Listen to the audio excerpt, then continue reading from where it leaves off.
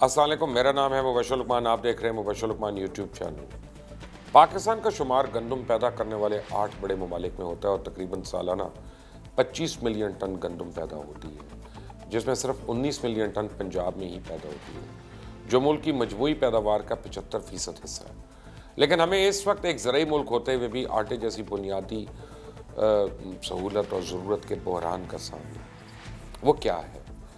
लेकिन आप से पहले मैं रिक्वेस्ट करूंगा कि इस चैनल को सब्सक्राइब कर लें, बेल आइकॉन को ज़रूर प्रेस करिएगा ताकि मज़ीद अपडेट्स और वीडियोस आपको मिलती रहेंगी। पंजाब में एक महीने के दौरान आटे की कीमत में 2 बार इजाफा हुआ और लाहौर में आटे की कीमत 60 से बढ़कर 70 रुपये फ़ी किलो हो गई है। गुजरांवाला में भी आटे के 20 किलो के थैले की कीमत 805 रुपये से बढ़ के 1050 रुपये तक पहुँच गई। दूसरी जानिब खैबर पख्तूनख्वा की हुकूमत की जानिब से ट्रकों पे सस्ता आटे की स्कीम के बावजूद बहरान कम नहीं हो सका और फाइन आटा 60 रुपये फ़ी किलो और 20 किलो की बोरी 1200 रुपये किलो में फ़रोख्त हो रही है।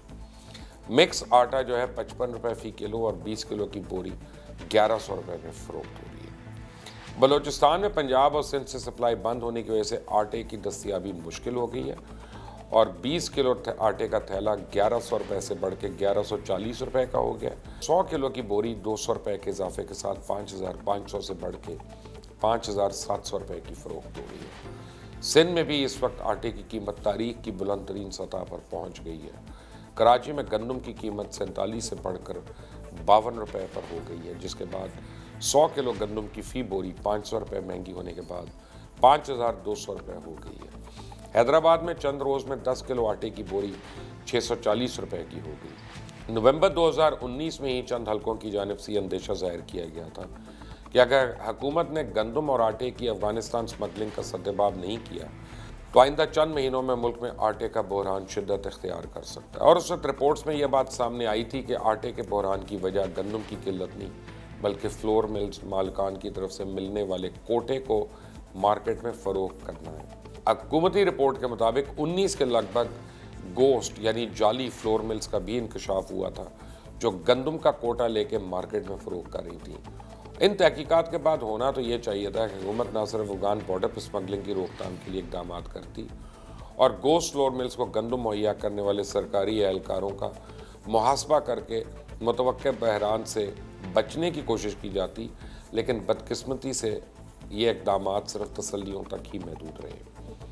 वफाकी वज़ीर बराए ग़िज़ाई तहफ़्फ़ुज़ और तहक़ीक़ साहिबज़ादा महबूब सुल्तान ने भी बयान देते हुए कहा था कि पाकिस्तान की सालाना गंदम की ज़रूरत 25 मिलियन टन है, जबकि हमारे पास 27 मिलियन टन गंदम मौजूद है। तो अब सवाल ये उठता है कि जब ज़रूरत की गंदम मौजूद थी तो ये बहरान क्यों है?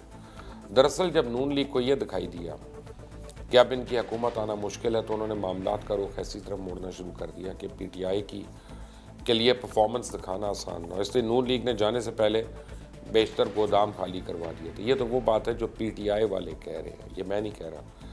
और फिर सोने पे सुहागा तब हुआ जब उस्मान बुज़दार जैसा वज़ीर आला सबसे बड़े सूबे में तैनात कर दिया गया और जो खुद अपने बारे में ही कहते थे कि अभी मामलात सीख रहे हैं, उन्होंने सीखने में ही पानी सर से गुजार दिया और आने वाले वक्त के लिए कोई मनसूबाबंदी नहीं की गई।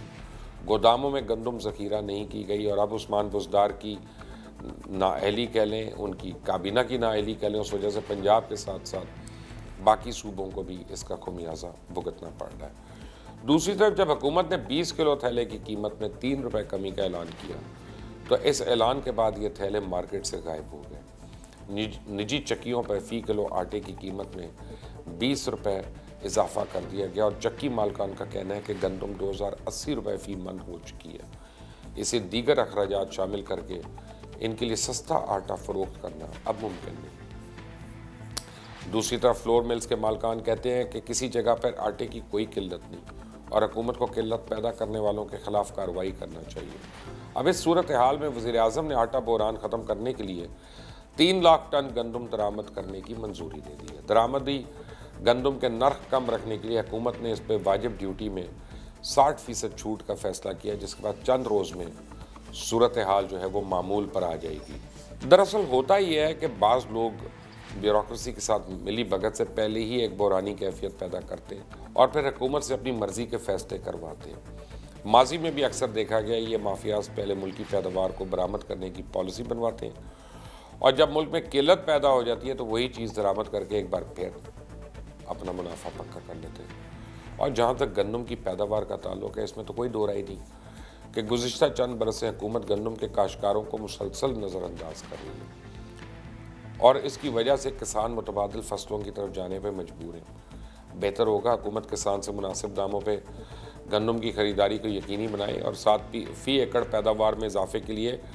किसानों को जदीद टेक्नोलॉजी, खाद और कम नरखों पर सर्टिफाइड बीज भी फराहम करें ताकि पाकिस्तान का किसान भी गंदम के 30 मन फ़ी एकड़ की बजाय 70 मन पैदावार हासिल कर सके और ऐसा करने से ही किसान खुशहाल और मुल्क ग़िज़ाई खुद किफ़ालत का की मंजिल पा सकता है। स्मगलिंग की सतबाब का मामला है तो बिलाशुबा ये हुकूमत की जिम्मेदारी है, ये आम आदमी तो कर नहीं सकता, लेकिन यह भी हकीकत है कि पाकिस्तान के गंदम और आटे की अफ़गानिस्तान को स्मगलिंग कोई नई बात नहीं और माजी में अफ़गानिस्तान की ज़रूरियात पूरी करने के बावजूद भी मुल्क में गंदम की किल्लत का सामना नहीं था। अगर इस लिहाज से देखा जाए तो बज़ाहिर यही दिखाई देता है कि मुल्क में आटे का बहरान का सबब गंदम की किल्लत की बजाय इंतज़ामी कमज़ोरी है।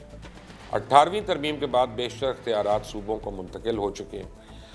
अशियाए ज़रूरी जो हैं या ज़रूरी अशिया उनकी कीमतों की निगरानी सूबाई हुकूमतों की जिम्मेदारी है और इसी तरह फ्लोर मिल्स मालकान को फराहम की जाने वाली गंदम और आटे की बिला तातुल फराहमी भी सूबों की जिम्मेदारी है। सूबाई हुकूमतें बेहतर इंतजाम करके बहरानी कैफियत पर काफ़ी हद तक काबू पा सकती हैं, लेकिन साथ ही सूबाई और ज़िलाई सतह पर प्राइस कंट्रोल मैकेनिज़्म को भी फ़ाल बनाना होगा ताकि नाजायज़ मुनाफाखोर और ज़ख़ीरा अंदोज़ जो हैं उनको शय ना मिले, क्योंकि बाकी अजनास या सब्ज़ियाँ वगैरह तो महंगी हैं। अब उनके मुतबादिल तो कोई शय शायद इस्तेमाल की जा सके। जैसे अगर टमाटर महंगा हो तो उसे कुछ रोज़ के लिए कहा जा सकता है खाने ना बनाए जिसमें टमाटर हो, या उसमें दही डाल लें या खटाई का इस्तेमाल करें।